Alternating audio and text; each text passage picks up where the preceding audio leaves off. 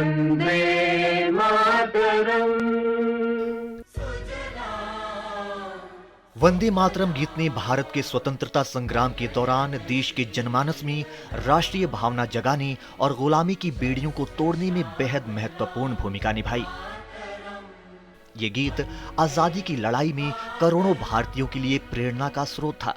इसी कारण इसे स्वतंत्र भारत के राष्ट्रीय प्रतीकों में शामिल करने का निर्णय लिया गया।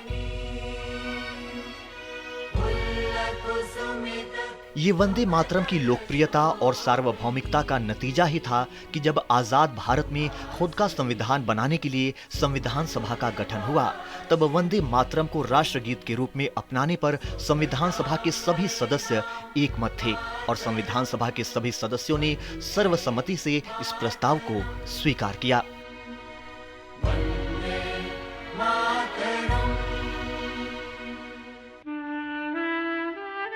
24 जनवरी सन 1950 को जब संविधान को अपनाने की घोषणा की जा रही थी, उस समय स्वतंत्र भारत के प्रथम राष्ट्रपति और संविधान सभा के अध्यक्ष डॉक्टर राजेंद्र प्रसाद ने वंदे मातरम को राष्ट्रगीत की दर्जा देने की घोषणा की।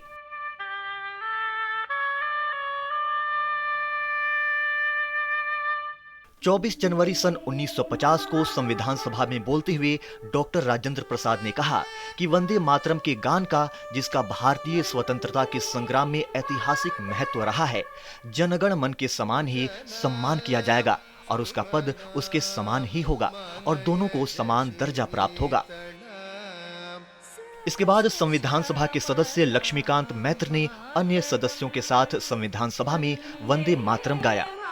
इस दौरान संविधान सभा के सभी सदस्य खड़े रहे।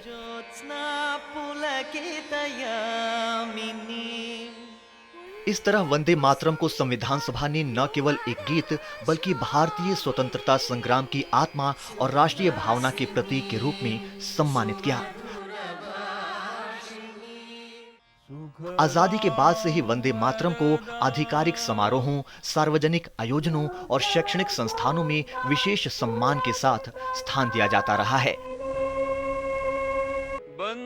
और ये गीत देशभक्ति, एकता और राष्ट्र सेवा के आदर्शों का प्रतीक बना हुआ है।